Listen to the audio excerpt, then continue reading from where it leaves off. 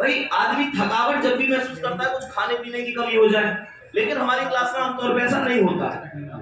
दूसरी चीज अब मैं तुम्हें बताता हूँ इस एनर्जी का एक और जबरदस्त राज। अभी एसएससी जीडी का पेपर चल रहा है। एसएससी जीडी जो पिछली बार हमारा बैच आया था, चिराग बैच, चिराग बैच के दौरान वर्बल रीजनिंग लगभग खत्म हो गई थी, नॉन वर्बल रीजनिंग चल रही थी। मुझे अच्छी तरीके से याद है, मुझे अचानक से बुलेंसर मीटअप करके गया था उस दिन लाइब्रेरी में से, शाम को एक बीमारी हो गई। मुझे ऐसा महसूस हुआ जैसे मेरा मुंह टेढ़ा टेढ़ा सा हो गया। अगले दिन जब मैं क्लास में गया तो क्लास में जाके मतलब शाम को मुझे ही महसूस हो रहा था कि हाँ मेरे साथ कुछ दिक्कत बनी है, अगले वाले को पता नहीं चल रहा था किसी को। तो सुबह को बच्चों ने क्लास में कमेंट करनी शुरू करी, भैया तुम्हारे मुंह पे दिक्कत हो गई है, टेढ़ा सा हो गया, इसे दवाई ले लो आप, मतलब इलाज करवा लो। तो उसे आम भाषा में आप सब लोग लकवा नाम से जानते हैं। तो मैं तुम्हें एक बात बताना चाहूंगा, जैसे गुड़िया ने पूछा कि भैया आपकी एनर्जी का राज क्या है, ये सारी चीजें, तो मुझे बहुत अच्छी तरीके से याद है जब मैं डॉक्टर के पास गया था तो स्थिति ये थी कि मैं अगर गिलास से पानी पी रहा हूं, सोचो एक आदमी की जिंदगी, ऐसी सोचो नॉर्मली एक आदमी की जिंदगी बहुत अच्छी चल रही है, सब लोग उसे प्यार करते हैं, सब लोग कहीं ना कहीं भाई बहन की तरह एक परिवार की तरह जुड़े हुए हैं। अचानक से जिंदगी में ऐसा दिन आ जाए कि मुंह टेढ़ा हो जाए, पानी पी रहे तो पानी नीचे बिखर रहा है, खाना खा रहे तो खाना खाया नहीं जा रहा, बोल रहे तो बोला नहीं जा रहा, सो रहे तो दोनों आंखें खुली हुई हैं, तो एक अजीब सी हालत हो जाए। बहुत लोगों के फोन आए कि यार अब तुम जिंदगी में कुछ नहीं कर पाओगे, इनका कैरियर खत्म, क्योंकि जिनके जितने दोस्त होंगे शायद दुश्मन भी होते हैं। बहुत जगह से रिपोर्ट मिली कि भैया उसने कहा है कि अब इनका कैरियर खत्म है, अभी तो पूरे शरीर पे हो जाएगा, ये सारी चीजें हैं। मैंने डॉक्टर से जाके कहा, निश्चित रूप से चिंता का विषय है कि क्या ऐसा हो जाएगा डॉक्टर साहब। डॉक्टर साहब ने कहा ऐसा नहीं होगा, लेकिन तुम्हें इस बीमारी से निकलने में, जो मुंह पे दिक्कत हुई है, इससे निकलने में लगभग 5 से 6 महीने लगेंगे। मैंने कहा यार 5-6 महीने में तो एसएससी जीडी का पेपर भी हो जाएगा और मेरा तो अभी सिलेबस भी पूरा नहीं हुआ है, क्योंकि अगर तुम वास्तविकता है, अगर तुम वास्तव में अपने कार्य के प्रति जागरूक हो, ईमानदार हो, तो तुम्हें चिंता होगी। धीरे धीरे चीजें चली, डॉक्टर ने कहा कि 5-6 महीने लगेंगे। मेरे पास बच्चों के मैसेज आए थे, भैया आज हमने मंदिर में जाकर चादर बांटी है तुम्हारे नाम की, भैया आज हमने भंडारा करवाई, ये सारी चीजें बच्चों के मैसेज आए थे। बच्चे मिलने भी आए, नो डाउट, महाराष्ट्र तक के से बच्चे मिलने आए। और तुम्हें मैं वास्तविकता बताऊं, डॉक्टर ने जब 5 से 6 महीने ये कह दी ना कि तुम सही नहीं होगे, तुम लोगों के प्यार से शायद वही दुआएं थी। मैं 15 दिन बाद दोबारा क्लास में खड़ा हुआ, 15 दिन बाद मात्र 15 दिन बाद दोबारा क्लास में था। और 15 दिन बाद जब मैं डॉक्टर के पास पहुंचा तो पता है डॉक्टर ने क्या कही? डॉक्टर ने कही मैंने आज तक ऐसा केस नहीं देखा इस बीमारी में, इससे भी तुम्हारी स्थिति तो बहुत खराब है, इससे भी अगर कम स्थिति है 5-6 महीने नॉर्मली लग जाए। तो मेरे मुंह पर बस एक ही शब्द था कि डॉक्टर साहब तुमने दवा दी थी, डॉक्टर साहब तुमने दवा दी थी, लेकिन शायद कोई और भी है जो दुआ भी कर रहा है, और शायद दवा से ज्यादा ताकत दुआ में होगी।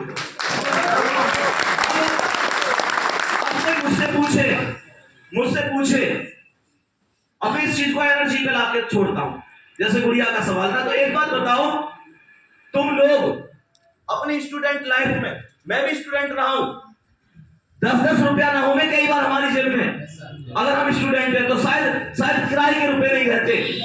तो मुझे एक बात बताओ, एक आदमी जो 10-10 रुपए घर से मांग रहा है, उसने 10-10 रुपए इकट्ठे करके हो सके 1000-2000 इकट्ठे भी कर लिए हो, उसने अपने अलग अलग सपने सोचे होंगे कि शायद हो सकता है किसी ने मैं इन रुपयों को यहाँ खर्च करूंगा, लेकिन तुम 2000-3000 रुपए इकट्ठे कर रहे हो। तुम्हें अचानक से पता चले संदीप भैया की दिक्कत हो गई, किसी मेंबर की दिक्कत हो गई, तुम अपना परिवार ही तो मानो जो तुरंत उस गुल्लक को फोड़ के चादर बांट के दुआ करते हो। तो मुझे एक बात बताओ, अगर तुम मेरे साथ इतना कर सको तो फिर भी मैं तो खड़े होकर क्लास ही ले रहा हूँ।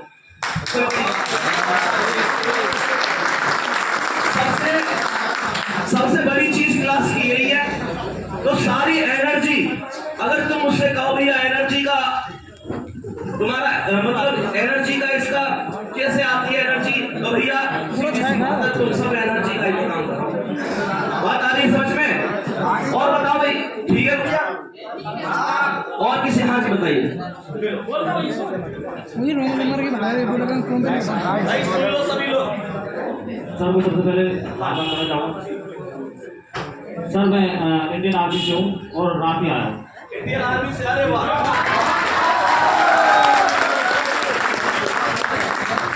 बहुत बढ़िया।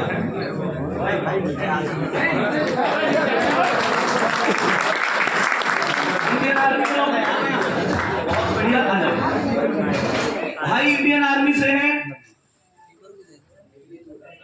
तो कहाँ चल रही है आपकी ड्यूटी? जम्मू कश्मीर। जम्मू कश्मीर से आए हैं भाई, बहुत बढ़िया। कौन सा गांव है आपका? बहुत बढ़िया। तो जुड़े हुए हो हमसे या किसी भाई के साथ आए हो? काफी दिन से जुड़े हुए हैं। यूपी पुलिस वाला पिछला बैच भी मैंने लिया था और अभी मेरी कोशिश चल रही है, मैं यूपीएसआई का बैच है ना वो भी मैंने लिया। मतलब आर्मी की नौकरी कर रहे हैं, लेकिन एक जुनून है इनके अंदर कि अभी पढ़ाई जारी रखनी है। बहुत जोरदार तालियां। तो नौकरी कितने दिन से कर रहे हो? 1 साल से। बहुत बढ़िया भाई, गजब का कॉन्फिडेंस और विश्वास है। दूसरी चीज ये है, एक वास्तविकता शायद दिख नहीं रही सबको, एक वास्तविकता मैं तुम्हें बता दूं, अगर कोई आदमी आर्मी में है, बीएसएफ में है, सीआईएसएफ में है, या जो जाने की भी तैयारी कर रहे हैं, तो एक बात तो मैं निश्चित कह सकूं कि कमजोर दिल को तो वो आदमी ना ऐसा, क्योंकि लोहे को दिल लेके पैदा हो रहा है। क्योंकि ये वो व्यक्ति हैं जो शायद हम हल्की सी ठंड लग गई, ये कहने लगे यार बहुत ठंड है, लेकिन वहां बर्फ पे लेट कर कहते हैं आज तो गर्मी ज्यादा। इनके बिना शायद हम कभी सुरक्षित नहीं हो सकते। अगर ये वहां खड़े तभी हम यहाँ आराम से मजे ले रहे हैं, तो ये वास्तविकता है। और जितने लोग एसएससी जीडी वाले, कौन है एसएससी जीडी वाले? भाई साहब मैं ये कह रहा हूँ, ये भी वास्तविकता है कि अगर तुम एसएससी जीडी का फॉर्म भर रहे हो तो ये तुम्हें अच्छी तरीके से पता है बॉर्डर पे जाके नौकरी करनी है, लेकिन तुम्हारा विश्वास मजबूत है। और मैं तुम्हें वास्तविकता बताऊं, सबसे ज्यादा लगाव साथी उन लोगों से रह रहे हैं जो भारत माता की सेवा के लिए जाने के लिए हरदम तैयार रह रहे हैं कि हाँ हम भारत माता की सेवा के लिए हरदम तैयार हैं। बाकी बहुत से ऐसे भी होंगे कि भैया मैं कैसे जा सकूंगा बताइए। ऐसा सुनो, तुम्हें लगता होगा भैया नहीं बेरोजगारी बहुत है, अब तो जिससे मौका मिलेगा वो जाएगा। मैं ये कह रहा हूं भाई, हर आदमी के बस की नहीं है सीने पे गोली खानी। बात आ रही समझ में? तो मैं तुम लोगों को सैल्यूट करता हूं, जितने लोग तैयारी भी कर रहे हैं उनको भी, क्योंकि भविष्य में तुम भी जाओगे ही। और भाई को तो खैर दिल से सैल्यूट है और बहुत बहुत प्यार है। एक बार जोरदार ताली भाई के लिए। एक बार तुम सबकी तरफ से मैं माला पहनाकर स्वागत करना चाहता हूं।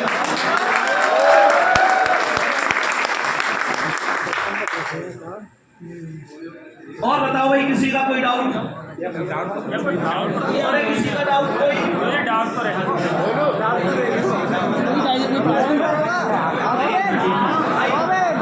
एक मिनट, सभी लोग ध्यान से सुनना, भाई कुछ कहना चाह रहे हैं।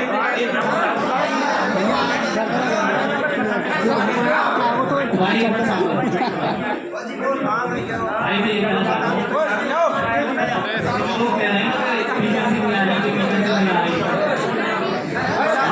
मैं ये बताओ, भाई से बुलवाऊं कि नहीं कुछ? और ये बताओ, मैंने शुरू में ये चीज बोली, अनुशासित हैं तो बन के रहेंगे। शायद ये बात अच्छी तरीके से तुम लोगों को मैं समझा दूं कि शायद पहले शिकारपुर क्षेत्र से इतने लोग भर्ती वगैरह नहीं देखते थे, लेकिन ये वास्तविकता बता रहा हूँ, शिकारपुर इस समय जिला बुलंदशहर में जितनी भी ये तहसील है ना, मैं ये बोलूंगा शिकारपुर इस समय लगभग सबसे आगे ही है। ये मैं वास्तविकता बता रहा हूँ। मैं खुर्जा भी जाऊँ ना, खुर्जा तो अपना ही है बिल्कुल, मैं खुर्जा से ही हूँ। तो मैं बता रहा हूँ कि शायद इतना जुनून लोगों के अंदर भी नहीं है। कोई खुर्जा के इनके पास है, वीडियो मत भेजिए। वो बच्चे ये कहेंगे भैया हमारे अंदर जुनून क्यों नहीं है, फिर तुम्हें बेकार में आपस में होगी भैया हमसे मेरा कंपटीशन करवा लो। तो भैया कंपटीशन तो सीधी सी बात है, वहां जाके एक संग है जा सकता। फिर अगर वो आ गए तो वो आ गए और तुम आ गए तो तुम आ गए। पर भाई की बात हमें सुननी चाहिए, तो एक बार आवाज मत करना कोई भी, ठीक है? जो भाई और मेरी बहन तैयारी कर रहे हैं और जो कहते हैं ना कि अभी वैकेंसी नहीं आ रही, वैकेंसी नहीं आ रही, मैं जब पिछली बार अग्निवीर के फर्स्ट बैच में लगा मैं, तो उसमें पिछली 4 साल से 2019 से करीब 3 साल हो गए, उससे मतलब भर्ती नहीं आई थी। तो मैं बताना चाहूंगा कि मैं लगातार 2019 से तैयारी कर रहा था, मतलब रेस की भी और पढ़ाई की भी। मैंने सर का बेंच ले रखा था, तो उसमें मैं चैप्टर वाइज कंप्लीट कर रहा था, क्योंकि मैं यूपी पुलिस की भी तैयारी कर रहा था और आर्मी की भी तैयारी कर रहा था। तो लगातार 3 साल मेहनत करने के बाद जब पहली बार भर्ती आई ना, तो पहली बार मेरा काम हो गया, क्योंकि पढ़ाई मैंने सर के कोर्स से कंप्लीट की, क्योंकि मैं यूपी पुलिस की तैयारी कर रहा था और चैप्टर वाइज दिया, तो उसमें वही सिलेबस कुछ थोड़ा मतलब कम होके आर्मी में आता है, तो मैंने पहली बार में पेपर भी निकाल दिया। तो मैं भाइयों बहनों से कहना चाहूंगा कि जितनी काफी दिन से वैकेंसी नहीं आई, तो ये ना कहें कि वैकेंसी, अगर आप तैयारी मतलब जारी कर रहे हो ना, तो जब भी वैकेंसी आएंगी ना, आपका पहली बार में काम हो जाएगा, आप बहुत मजबूत हो जाएंगे। ये बहुत बढ़िया बात कही भाई ने। मुझे एक छोटी सी बात याद आ रही है इस बात पे। अभी मैं पिछले सप्ताह गांव आया हुआ था, ध्यान से सुनो। मैं पिछले सप्ताह गांव आया हुआ था, तो एक हमारे पड़ोस में एक लड़का, पड़ोसी गांव में, तो वो मुझसे आके बोले भैया वैकेंसी ना आ रही यूपी पुलिस की, ये है वो है। उसने मुझे वो बात भी बताई जो मुझे भी पता नहीं। उसने खूब सबकी बुराई कर ली एक तरफ से, और उसने कहा जी वैकेंसी नहीं आ रही, वैकेंसी नहीं आ रही। मैंने कहा 1 मिनट रुकिए बस, मेरे पास पिछले वाला यूपी पुलिस का जो 41,520 वैकेंसी आई ना, उसका पेपर रखा हुआ था। तो मैंने उसके हाथों उसकी प्रिंट रखी हुई मेरे पास, फोटोकॉपी। मैंने उससे कही, मैंने की लया सॉल्व करता है, तो बोला जी ये क्या है? मैंने यूपी पुलिस को पेपर। बोला भैया अभी कैसे करता हूँ मैं, तो मैंने तैयारी पूरी ना की। यहां से तुम एक चीज समझो, जिस दिन वैकेंसी आएगी, हम दुनिया तो कोस रहे हैं यार वैकेंसी ना रही, वैकेंसी ना रही, लेकिन सच बताओ हम कितने पढ़ रहे हैं? अगर वैकेंसी आ भी जाए, हम फॉर्म भर भी दें और 1.5 महीना को टाइम मिले, तो तुम्हें लगे तुम्हारा सिलेक्शन है, जा भैया। एक तो तुम पढ़ने में कमजोर, ऊपर से 1 घंटा पढ़ रहे हो, एक आदमी पढ़ने में भी होशियार और पढ़ भी 6 घंटा रहे हो, तो भैया कैसे पार करोगे उसे? ये बात हो सके तुम्हें यूं कड़वी लग रही होगी यार, संदीप भैया तो हमारे ही हैं और इतनी ऐसे कैसे कह सके, तो भैया मैं कभी नाटक ना कर सकूं। मैं फिर से कह रहा हूं, एक बात बहुत अच्छी तरीके से समझ लो, तुम्हारा सिलेक्शन तुम्हें ही लेना है। बहुत अच्छी तरह समझो। तुम्हें ये लगती हो कि संदीप भैया हमारे हितैषी हैं या कोई और टीचर हमारा हितैषी है, हम तो भैया सबके हितैषी हैं। मैं लाइब्रेरी में अगर ये कह के जाऊं, इमरान भाई से ये कहता हूं मैंने कि भैया अब की बार जब मैं आऊंगा ना, तो मुझे तुम्हारी लाइब्रेरी में से 20 सिलेक्शन चाहिए, मैं इनसे ये कह के जाऊंगा कि 20 सिलेक्शन चाहिए, ये ना कह के जाऊंगा इसका सिलेक्शन जरूर चाहिए। टीचर हो, कोई भी संस्था हो, कोई भी व्यक्ति हो, वो ये ना कहता है कि इंडिविजुअली इसका ही होना चाहिए। हमारा काम बहुत बढ़िया चल जाएगा। मैं टारगेट 2 भाई, मैं 20 लोगों को पढ़ा रहा हूं, 5 के सिलेक्शन हो जाए और सिलेक्शन हो जाए 10 के, तो मैं तो छाए को मान के मैं। हाँ, ये बात है कि नहीं? क्यों कोई मुझसे ये पूछेगा ना, या तो फोटो ठीक ना, या तो बताया ना, कोई ना कहने वाला। लेकिन सच बात बताऊं, मेरा काम तो चल जाएगा, चाहे कोई भी सिलेक्ट हो जाए, कोई तो होंगे, तुम ना होंगे, कोई दूसरा होगा, दूसरा ना तीसरा, कोई तो होगा। क्योंकि तुम लोग खुद सोचो, बालक पढ़ तो कहीं और ही ना कि भैया भाई बच्चों का सब प्यार तो हम पे है कि ना है? तो किसी का तो होगा। बल्कि मैं तो ये कह रहा हूँ, जितनी वैकेंसी उतने तो होंगे, तो वो भी तो अपने ही है। लेकिन ध्यान रखियो, तुम्हारे यहाँ तो तुम्हारा ही होना चाहिए। तुम्हारे घर के अंदर जब खुशी होगी जब तुम्हारा होगा, जब ना होगी जब पड़ोसी को जाए। बात आ रही समझ में? ये बहुत बड़ी बात बता रहा हूं मैं, इसलिए मेहनत करो, ये नाटक छोड़ो कि जी ना ये है कि वो है। भाई जिंदगी अपने दम पे एक टाइम पे जीनी पड़े। आज टीचर तुम्हारे साथ है, सब चीज है, लेकिन ये वास्तविकता है कि एक समय ऐसा आ जाएगा जब शायद माता पिता भी हमें छोड़ के जाएंगे। ऐसे मतलब दिल पे मत लियो, लेकिन ये परम सत्य है। माता पिता की उम्र लगभग 25-30 साल हमसे ज्यादा भी तो है। तो एक बात बताओ, प्रकृति का नियम है, जो आया है वो जाएगा। सोचो एक बात और भी है, जब तक माता पिता हैं जिंदगी में हम कभी भूखे तो ना सो सके, तो मैं गारंटी ले सकूं किसी के माता पिता कुछ भी करते थे। लेकिन एक चीज सोचो, जिस दिन हम माता पिता बनेंगे, जिस दिन हम माता पिता बनेंगे, तो क्या आज हमें अपने माता पिता से कोई शिकायत है, तो क्या हमारी औलाद हमसे शिकायत रहेगी? रहेगी। सीधी सी बात है, माता पिता ने बहुत राजकुमार की तरह पाले हो तुम, तो तुम्हारा भी ये कर्तव्य है एक दिन के लिए, सही पर एक दिन के लिए राजा तो वो बना ले, पूरे गांव में हिलाया जाना चाहिए कि हाँ भाई फलाने के छोड़ा को सिलेक्शन है। लेकिन वो चीज तुमने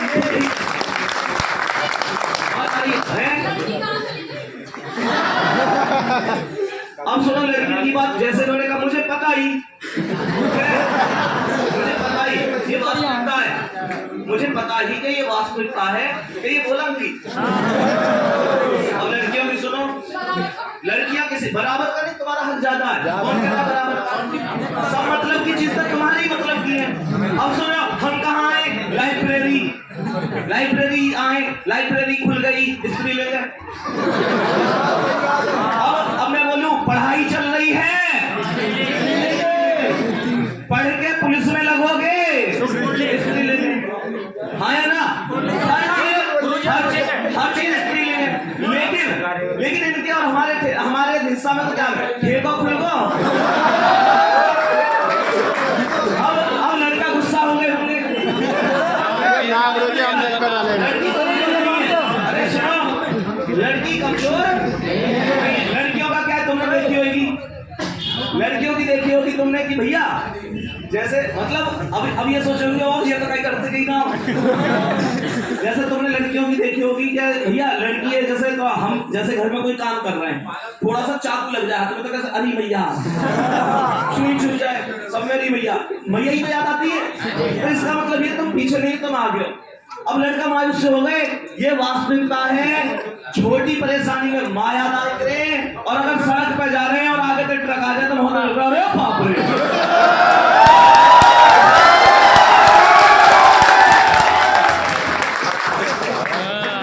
यहां से क्या चीज समझ में आई? अब तुम्हें यहां तो समझ में आएगी, मैं रीजन लगाई करेगी अब खुश कर देगी।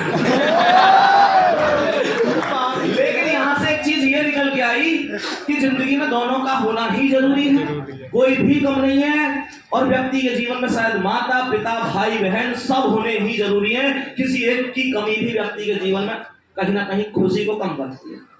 बात आ रही समझ में? रही बात बहनों की, तो एक चीज कहूंगा, सबसे पहले बहनों के माता पिता को बहुत बहुत प्रणाम करूंगा।